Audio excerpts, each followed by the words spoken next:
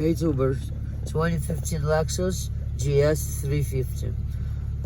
Not passed the complaint, it's not passing inspection.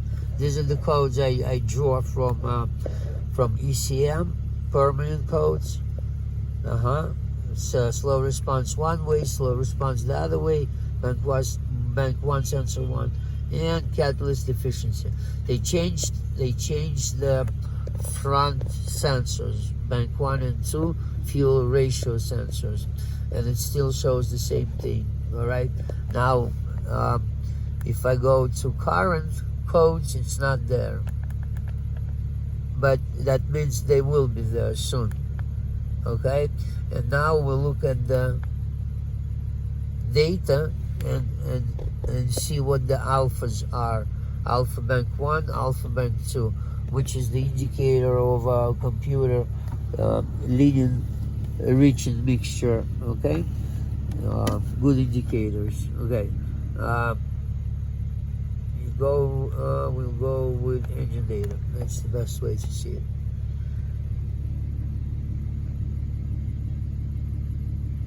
Okay, so I already went through it. Points to make: measure flow 3.65 at 750, 3.59, at 750 RPM. A little low to me. It's got to be 4 grams. A little more, a little less is okay. A little less is okay too, but usually it's up to 4 grams. They have an aftermarket measure of flow. They changed it. Okay, that's one point to me. Temperature, always important. Temperature 167. Okay, that looks right. 167. Okay. Then let's go down and check the accelerometer, throttle position. Okay. We're looking for oxygen sensor data, lambda 1, lambda 2. Let's start with this. Lambda bank 1 is 1, lambda bank 2 1.45.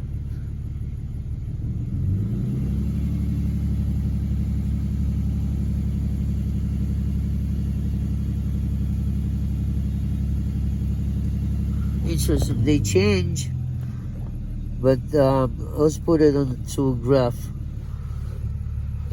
On the tool target, bank 1, bank 2, lambda.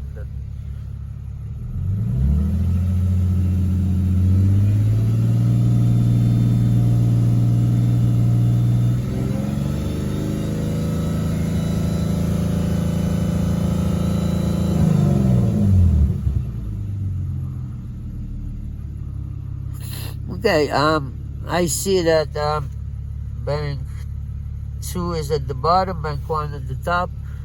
Slight difference. Which one is the bank complaint? Bank 1 is the complaint. Yeah, slow response from bank 1, that's for sure. That could be long response could be because of the exhaust leak near the sensor. Like even behind the sensor, if there's an exhaust leak, it will still dilute the mixture and affect how it works. So I think I've seen what I wanted to see. Bank 1 lambda is really slow to change, and at the same time it's changing at a different rate as the bank 2 lambda.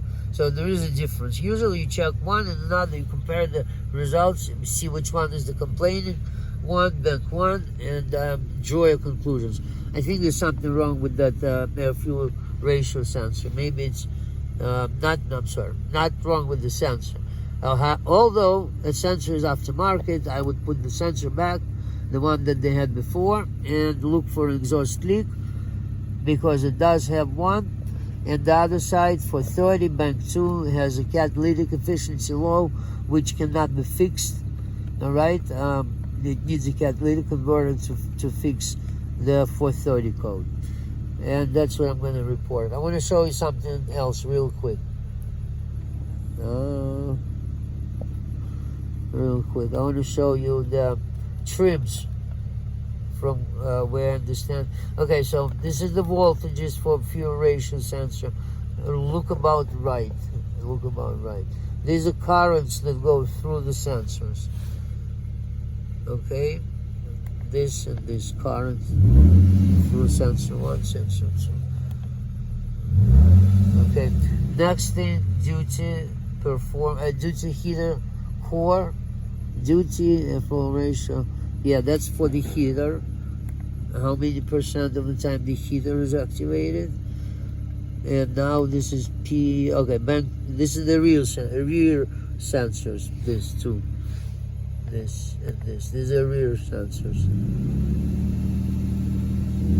It's better to look at them the same way I just did before on the graph 2 situation. Yeah, there it is. Bank 2. Okay. What was that? This is okay. All right. So we're looking at bank 1, sensor 2, and bank 2 sensor rear sensors, and we see that bank 2 is really going up and down when it shouldn't. This is a good indicator of a bad catalytic converter. When the rear sensor starts fluctuating like that, the computer registers this as a inefficient cat. That's why you get cat 430, cat inefficiency, because it's following the pattern, and it shouldn't. Bank 1 doesn't do that thing. Straight voltage. So there's the second problem revealed, and that's how you can tell whether the catalytic converter is efficient or not. Obviously, bank 1 is okay, and bank 2 obviously is not okay. Bank 1 is efficient, bank 2 not efficient. It's a very good picture. All right. Rear sensors, those behind the cats. These sensors are there just for the purpose of checking the catalytic converters, nothing else. They have no business being there other than checking the cats, because the front sensors, the fuel ratio sensors, are there for tuning, but the rear sensors are there for the only purpose there is to check on the cat behind that it sits behind the cat, and that's what it does. Okay. All right. Help me help you, and please subscribe and tell your friend. This is the probably best way you can help yourself to help me to help you. Okay.